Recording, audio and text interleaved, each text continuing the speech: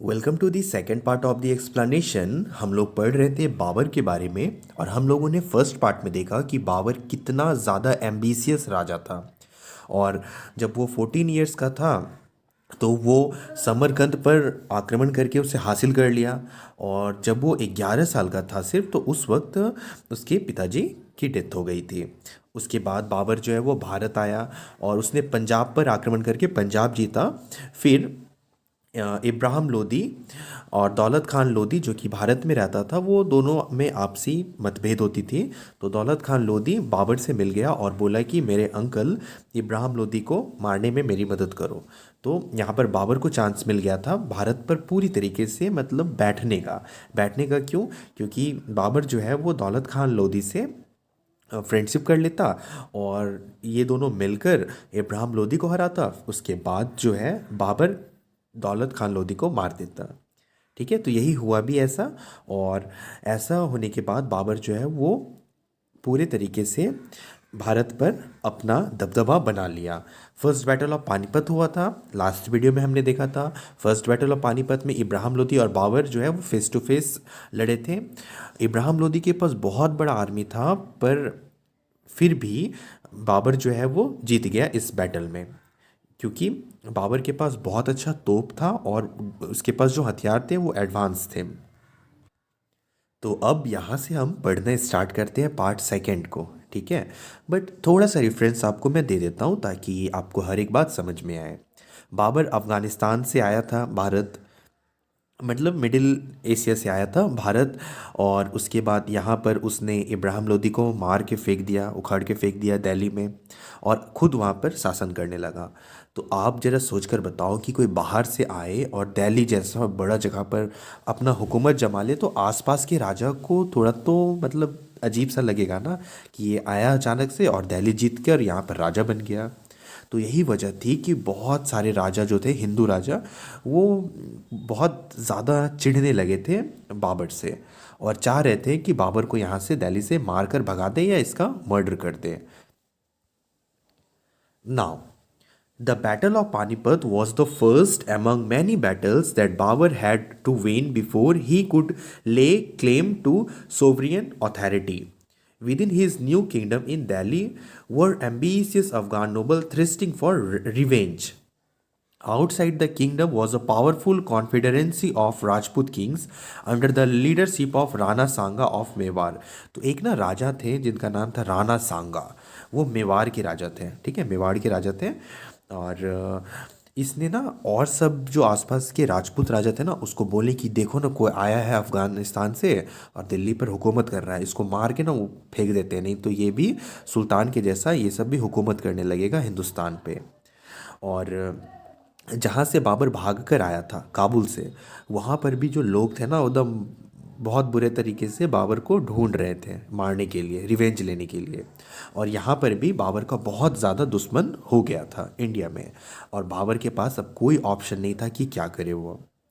Outside the kingdom was a very powerful confederacy of Rajput kings under the leadership of Rana Sanga. Rana Sanga के leadership में बहुत सारे Rajput kings आए। Determined the oust Babur from India, मतलब बाबर को भारत से बाहर भेजने के लिए। To make matter worse, his soldiers were war weary and homesick and did not want to fight another war. और इतना सारा युद्ध जीत रहा है जो बाबर का सैनिक है। पहले तो समरकंद जीता, फिर काबुल जीता, फिर पंजाब में जीता, फिर दिल्ली जीता। अब इतना सारा युद्ध जब कोई करेगा तो फिर फर्स्ट बैटल ऑफ पानीपत भी तो इतना सारा जो बैटल हुआ, तो इसके जो सैनिक थे बाबर के वो पूरे तरीके से थक गए थे। ठीक है, और बाबर के पास तो कुछ ऑप्शन ही नहीं था कि अगर वो यहाँ से अफ़गानिस्तान जाएगा तो वहाँ पर उसको रगेद के मारेगा, और अगर भारत में रहेगा तो राजपूत किंग्स तो इसको मार ही देंगे। तो यहाँ पर ये चाल चला बाबर जिहाद के नाम पे लड़ाने का। जिहाद का मतलब होता है कि धर्म के नाम पर ना युद्ध लड़ा देना। तो ये जिहाद का नाम लेके अपने सोल्जर्स को मोटिवेट कर दिए कि हम लोग को यहाँ पर इस्लाम के लिए लड़ना है, इस्लाम को हम लोग को और बढ़ाना है, फैलाना है पूरे भारत में, पूरे विश्व में। ये सब बोल के मतलब मोटिवेट किया। और ये सब बात सुनकर जो बाबर के सोल्जर्स थे ना वो सब बहुत ज़्यादा मोटिवेट भी हो गए। और बाबर का भी पूरे तरीके से मन बन गया था कि अब भारत पे ही रहना है, क्योंकि भारत जगह ही ऐसी है, यहाँ का जो एटमॉस्फेयर है, यहाँ का एवरीथिंग किसी का भी दिल जीत लेता है। तो बाबर का भी दिल जीत लिया भारत। तो Babur had made up his mind to stay and consolidate his position in India. तो बाबर ये पूरा तरीके से मूड बना लिया कि सबसे पहले तो हमको भारत में ही रहना है, और अगर हम जिंदा रहें तो अपना वंश भी यहीं पर बढ़ाएंगे। With an eloquent and impassioned speech, he transformed his war-weary soldiers into a regiment of heroes। और जो जितने भी थके थके सोल्जर्स थे इसके, ऐसा स्पीच दिया धर्म के नाम पे कि सारे मोटिवेट हो गए पूरा, और एकदम सब बोला बताइए किसको मारना है, एकदम मार के फाड़ देंगे, इस तरीके का हो गया। फिर हुआ बैटल ऑफ कानवा। कानवा एक जगह है आगरा के पास, ठीक है। तो वहाँ पे हुआ बैटल ऑफ कानवा, बैटल मतलब युद्ध। तो इन 1527 द राजपूत कॉन्फेडरेंसी अंडर राणा सांगा। तो राणा सांगा जो लीडर थे, उसके अंदर में बहुत सारे राजपूत राजा थे ऑफ मे Rana Sanga of Mewar clashed with Babur army at Khanwa. ये दोनों भिड़ गए कानवा के मैदान में। A village near Agra. Khanwa कहाँ पे है तो मैंने आपको ऑलरेडी बता दिया है, और यहाँ पे भी लिखा हुआ है a village near Agra. The Rajput fought with desperate valour and courage. और राजपूत भी एकदम मान सम्मान बचाने के लिए पूरे तरीके से जी जान से युद्ध किए। But Babur won the battle with the superior artillery and कैवलरीज।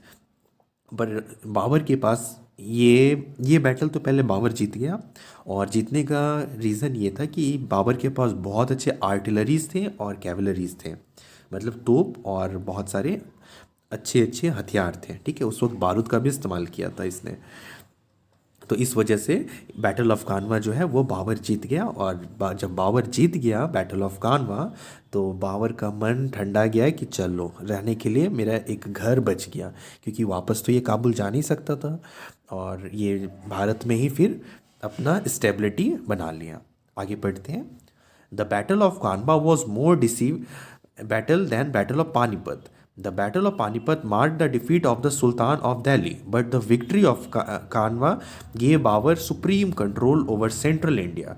तो जब फर्स्ट बैटल ऑफ पानीपत हुआ था इब्राहिम लोदी और बाबर के बीच में, तो उस बैटल में तो थोड़ा सा जगह मिला था बाबर को, पर जो बैटल ऑफ कानवा हुआ ना, इससे भारत के जितने भी दुश्मन थे बाबर के, तो सभी को ख़त्म कर दिया उसमें। और बाबर को एक स्ट्रॉन्ग पोजीशन मिल गया भारत पे रहने के लिए। और सेंट्रल इंडिया यानी कि दिल्ली वाले एरिया, मध्य प्रदेश दिल्ली वाले एरिया में पूरा कंट्रोल हो गया बाबर का। The defeat of the powerful Rajput remove the biggest obstacle to Mughal rule in India. और राजपूत रूलर्स की जब हार हुई, तो जो सबसे बड़ा ऑब्स्टेकल था, मतलब जो बीच में रोड़े आ रहे थे, तो वो सारे रोड़े हट गए। फिर हुआ द बैटल ऑफ चंदेरी। कुछ दिन सब कुछ ठीक ठाक था, इसके जो सोल्जर्स थे वो भी मोटिवेट हो गए कि चलो धर्म के नाम पे युद्ध लड़े, और जीत भी गए। उसके बाद हुआ the battle of Chanderi. Chanderi was a Rajput strong hold in Malwa under मेदिनी राय। तो चंदेरी जो है ना, ये चंदेरी फोर्ट था, ये मालवा में था, और मेदिनी राय यहाँ का राजा था। In 1528 Christ era, Babar laid siege to the fort of Chanderi and captured it। और बाबर क्या किया, ये जो चंदेरी का फोर्ट था, फोर्ट ऑफ चंदेरी, इसको कैप्चर कर लिया। Almost all the Rajput priest and the battle that followed. उसके बाद जितने भी बैटल हुए, और इस बैटल के बाद जो है राजपूत पूरी तरीके से ख़त्म हो गया। After this no other Rajput chief dare to challenge Babur's authority. उसके बाद किसी भी राजपूत रूलर के अंदर ये हिम्मत नहीं हुआ कि वो बाबर के अथॉरिटी में, यानी कि बाबर की शक्ति को चैलेंज कर सके। देन उसके बाद हुआ बैटल ऑफ घाघरा। घाघरा एक रिवर का नाम है, ठीक है। मैं आपको बैटल ऑफ घाघरा समझाऊं उससे पहले मैं आपको बताता हूँ एक बात, ठीक है, आप समझना। देखो, बाबर तो अफ़गानिस्तान यानी कि सेंट्रल एशिया से आया था, ठीक है। सेंट्रल एशिया से अफ़गानिस्तान आया, फिर उसके बाद वो पंजाब के एरिया में आकर मार किया, उसके बाद वो भारत पर एंटर कर गया था, ठीक है। तो क्या सिर्फ बाबर ही अफ़गानिस्तान से आया था? कुछ और लोग भी तो आए होंगे ना, उससे पहले या फिर उससे बाद में। तो उसके पहले, बाबर से भी पहले कुछ लोग आए थे भारत पे, और उन लोगों ने ना बिहार वाले एरिया है ना, बिहार झारखंड, तो उस एरिया में आकर, एक सेकेंड जस्ट अ मिनट, आप यहाँ से देखकर समझने की कोशिश करो, ये है भारत का मैप। ठीक है, ये देखो अफगानिस्तान, अफगानिस्तान से भी ऊपर देखो आपको तजाकिस्तान दिख रहा है। तजाकिस्तान तो ये सेंट्रल एशिया में आता है। ठीक है, तो बाबर जो है पहले अफगानिस्तान आया, फिर ये एरिया पे आया। ठीक है, ये पंजाब का एरिया कहते हैं इसे। आधा तो भारत में ना, तो और कुछ पार्ट है पंजाब का पाकिस्तान में भी। और वहाँ उस एरिया को पहले कैप्चर किया, फिर दिल्ली पे कैप्चर किया। ठीक है, और ये हरियाणा है, हरियाणा के पास ही है पानीपत। ठीक है, तो ये दिल्ली कैप्चर किया, उसके बाद यह राजस्थान से सारे जो ये चंदेरी फोर्ट था वो सब युद्ध किए, और फिर ये मध्य प्रदेश का एरिया जीत लिया बाबर। ठीक है, उसके बाद मैंने आपको बताया ना कि अफ़गानिस्तान से तो सिर्फ बाबर ही नहीं ना आए होंगे, और भी तो कुछ लोग आए होंगे पहले। तो कुछ लोग आए थे पहले अफ़गानिस्तान से। ठीक है, और उन वो लोग जो हैं ये बिहार वाले एरिया में बस गए थे, इधर रहते थे और उधर रूल करते थे वो सब। ठीक है, और स्ट्रांग रूलर थे। तो अफ़गानिस्तान से आके यहाँ पे रहने लगे। तो पहले जो राजपूत रूलर्स थे ये सब वाले एरिया में, तो ये सब तो चैलेंज करने लगे बाबर को, पर बाबर ने उन्हें सबको हरा दिया। पर ये साइड वाले जो लोग थे ना, जो अफ़गानिस्तान से आए थे, वो चैलेंज करने लगे कि के है बाबर, मतलब अफ़गानिस्तान से कौन आया और इंडिया पे कैसे रूल कर सकता है कोई। ठीक है, तो उसके बाद इन लोगों से लड़े, वो बैटल ऑफ घाघरा जो हुआ वो इन लोगों से, यहाँ के लोगों से लड़े थे। ये आप ये एरिया समझो, उत्तर प्रदेश का, बिहार का और झारखंड का। ठीक है, तो चलो अब मैं आता हूँ अपने चैप्टर पे। Battle of Ghaghra, the rebellions Afghan in Bihar and Bengal posed a threat to Babur authority. तो पहले तो बैटल ऑफ चंदेरी के बाद किसी राजपूत रूलर में ये हिम्मत नहीं हुआ कि बाबर के अथॉरिटी को चैलेंज कर पाए। पर कुछ अफगान के रिबेलियंस थे, तो ये सब बोले कि कौन है बाबर, मतलब मार करेंगे हम ये बाबर से। ठीक है, इस तरीके से करने लगे, तो बाबर्स अथॉरिटी को ये चैलेंज करने लगे। तो फिर in 1529 Christ era Babur inflicted a crushing defeat on the Afghan in the battle of Ghaghra. By 1530 Christ era, he was the master of the Punjab, Delhi, Gangetic Plain as far as Bihar. और ये battle of Ghaghara में भी बाबर ने हरा दिया उन अफगान लोगों को। तो आप सोचो कि यहाँ अफ़गानिस्तान से निकलकर, अफ़गानिस्तान या काबुल से निकलकर पाकिस्तान होते हुए, पंजाब होते हुए, हरियाणा होते हुए दिल्ली कैप्चर किया, फिर राजस्थान वाले एरिया में कैप्चर किया, फिर यहाँ तक पूरा Gangetic plain as far as Bihar लिखा हुआ है ना, तो बिहार और पूरा वेस्ट बंगाल यहाँ तक पूरा कैप्चर कर लिया था बाबर। और ज़्यादा दिन नहीं, कुछ ज़्यादा साल नहीं लगे थे, कुछ साल में ही ये पूरे एरिया को कैप्चर कर लिया था। और बाबर बहुत खूंखार था, क्योंकि बाबर के पास खोने के लिए कुछ भी नहीं था। ठीक है, इसीलिए बाबर ये सारे फाइट को जीत रहा था, क्योंकि वो अपना 100% दे रहा था। बाबर सोच रहा था मेरे पास तो कोई ऑप्शन ही नहीं है, अगर हम भारत पे हारे तो अगर फिर हम अफगानिस्तान जाएंगे काबुल, तो वहाँ लोग हमको खोज रहा है सब, वहाँ तो हमको छोड़ेगा नहीं कोई। ठीक है, तो इसीलिए वो भारत पे इतने अच्छे से वॉर किए और सारे एरिया को जीते। Now our next topic is Babur's memoirs. इसे मेमोइर्स पढ़ते हैं। ठीक है, बाबर मेमोइर्स मतलब कि जो बुक वुक लिखा था वो, उसके बारे में। तो Babur's memoirs called the Tuzuk e Baburi. तो बाबर जो बुक लिखे थे ना, उसका नाम था तुजुक ए बाबरी, जो कि तुर्क लैंग्वेज में लिखा हुआ था। Are written in the flawless Turkish and is considered to be one of the best autobiographies in the world. ये हर एक चीज़ को ना, मतलब ये मार वार करके आते थे ना, तो रात में बैठ के अपना डायरी लिखते थे कि हम आज इतना आदमी को मारे हैं, मतलब ये खाना खाएं, मतलब हर एक चीज़ ये अपना बुक में लिखते थे। और इसके बुक तुजू के बाबरी को one of the best autobiography बताया जाने लगा। ऑटो मतलब होता है खुद से, और बायोग्राफीज मतलब होता है कहानियाँ। तो खुद का कहानियाँ जब कोई खुद से लिखे ना, तो उसे ही कहते हैं autobiography. In the world his detailed account and कीन observation paint a graphic and fascinating picture of not only his own personality, adventure, and achievement, but also of the habit, customs, appearance, manners, and occupation of his countrymen। मतलब ये सारी बातें लिखते थे अपने उस diary में, जिसका नाम था तुजू के बाबरी।